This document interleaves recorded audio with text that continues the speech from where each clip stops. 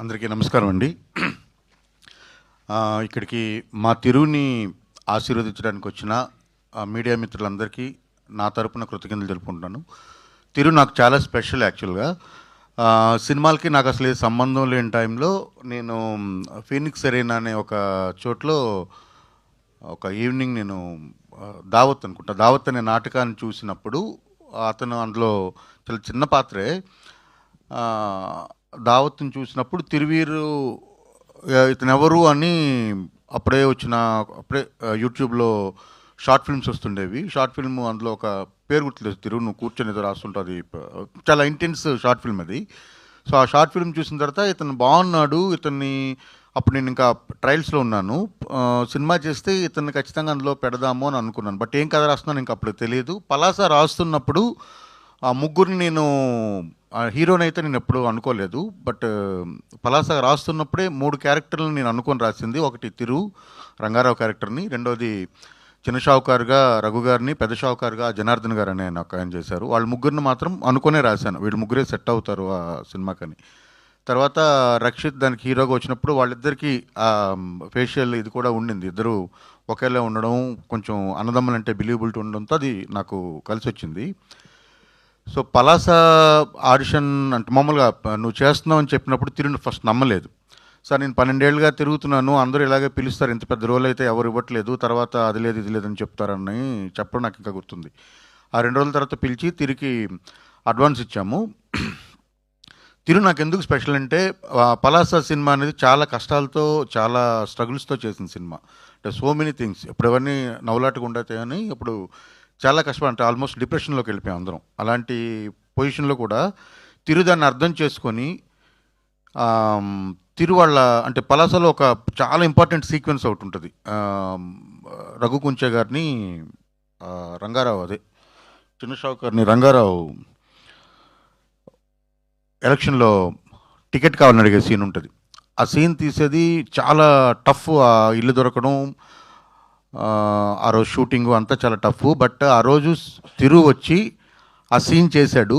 ఆ సీన్ చేసిన తర్వాత తిరు వచ్చి చెప్పింది ఏంటంటే, సారీ తిరు మళ్ళీ నేను మెన్షన్ చేస్తున్నాను, బట్ ఇది ఎంత ఇంపార్టెంట్ అతని గురించి చెప్పాలని చెప్తున్నా. అది ఆ సీన్ చేసేసిన తర్వాత వచ్చి చెప్పింది ఏంటంటే, వాళ్ళ మదర్ ఎవరో చనిపోయారు.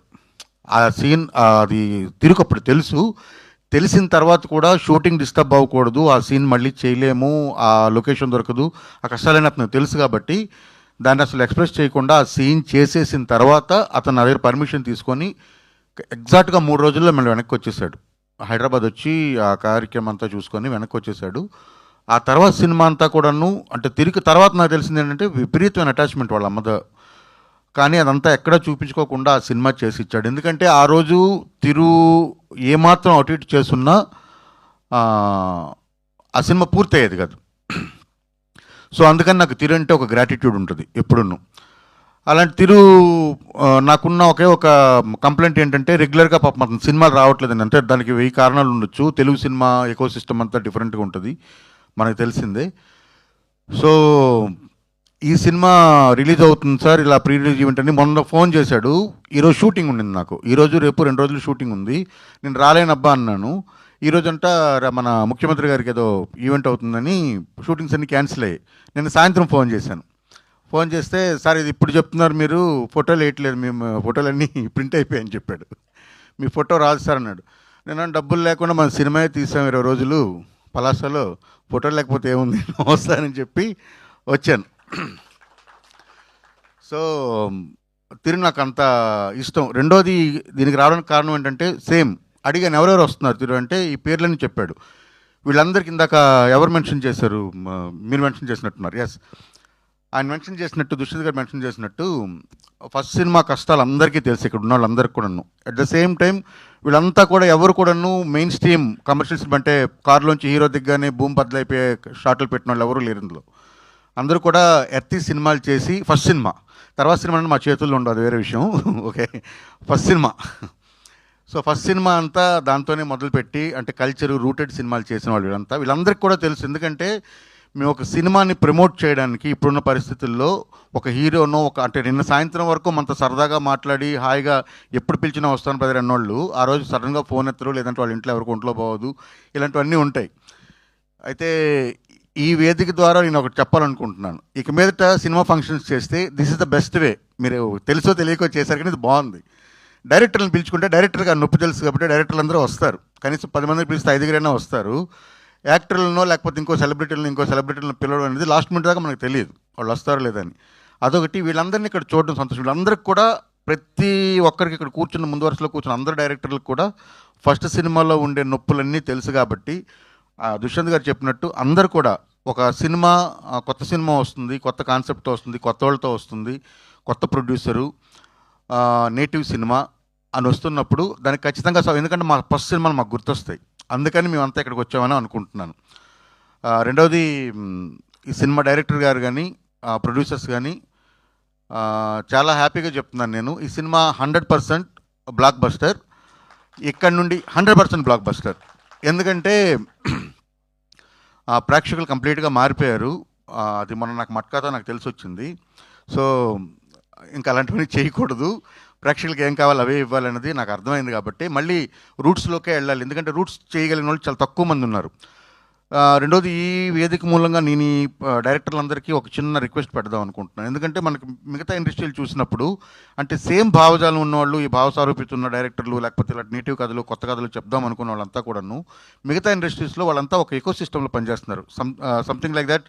ఇప్పుడు నా దగ్గర కథ ఉంది, నేను చేయలేను, నేను ఉదయ్ గుర్రాల గారికి ఇవ్వచ్చు ఆ కథ, లేకపోతే ఆయన నా సినిమా కెమెరా చేయొచ్చు అంటే అక్కడ అలాంటి సిస్టమ్ ఇక్కడ మనకు లేదు తెలుగులో. మనందరం కూడా ఏదో కేవ్స్ లాంటివి పెట్టుకొని ఒక్కొక్కరికి ఒక్కొక్క ఇది పెట్టుకొని అక్కడ ఏదో చేస్తున్నాము. అలా చేస్తే పెద్ద ఆర్ట్ను మనం సృష్టించలేమేమో. ఎందుకంటే తెలుగులో చేసిన ప్రయోగాలు, తెలుగులో వచ్చినంత గొప్ప సినిమా ఇన్ఫ్యాక్ట్ ఇంటర్నేషనల్ సినిమాలో లేదు. అంటే మనం గత చరిత్ర అంతా చూసుకుంటే మనం చేసిన ప్రయోగాలు కానీ మనం చేసిన మంచి కథలు కానీ ఎవరు చేయలేదు. కానీ ఇప్పుడు ఎందుకంటే మనం ఎందుకో చేయలేకపోతున్నాం, ఎందుకంటే సామీప్యత తగ్గిపోయింది. అందరం ఫోన్లో ఉండిపోతున్నాం, ఇది కావట్లేదు. అట్లీస్ట్ సపరేట్గా గ్రూపులు ఇవన్నీ అనుకోకుండా మన వరకైనా సరే మనందరం కలిసి ఒక ఎకో సిస్టమ్ని ఏర్పాటు చేసుకొని మోర్ కంటెంట్ని మనం ప్రొడ్యూస్ చేయగలుగుతామని అనుకుంటాను. నేను ప్రొడ్యూస్ చేస్తాను, ఇంకో డైరెక్ట్ చేస్తారు, ఇంకోళ్ళు ఇచ్చేస్తారు, అలా చేయొచ్చు. దానికి ఈ వేదిక ఇంతమందిని కల్పించడానికి నాకు అవకాశం కల్పించినందుకు తిరిగి నేను ఫస్ట్ కృతజ్ఞత తెలుపుకుంటూ ఈ సినిమా 100% బ్లాక్ బస్టర్ అవ్వాలి. ఆంధ్రప్రదేశ్లో, తెలంగాణలో ఉన్న ప్రతి ఒక్కరు, తెలుగు రాష్ట్రాల్లో ఉన్న ప్రతి ఒక్కరు ఈ సినిమాని చూడాలని నేను కోరుకుంటూ, ఇదంతా రిలేటబుల్ సబ్జెక్టు, చిన్న ఫన్ను, చిన్న ఎమోషను. అది మన పక్కింటి బాయ్ నెక్స్ట్ డోర్ సబ్జెక్ట్ ఎప్పుడు కూడా హిట్ అవుద్ది. ఇక్కడంతా మేము అందరం కూడా ఫస్ట్ సినిమాలు హిట్లు కొట్టామంటే ఓన్లీ మేము నమ్ముకున్నది ఏంటంటే మా జీవితాల్లోంచో, మేము చూసిన జీవితాల్లోంచో తీసుకోవడం వల్ల. మేము ఎప్పుడైతే నేలవిడి సామ్ చేసామో ఆ రోజే మాకు దెబ్బలు తగిలాయి. కాబట్టి thank you very much. Thanks for the opportunity Thiru.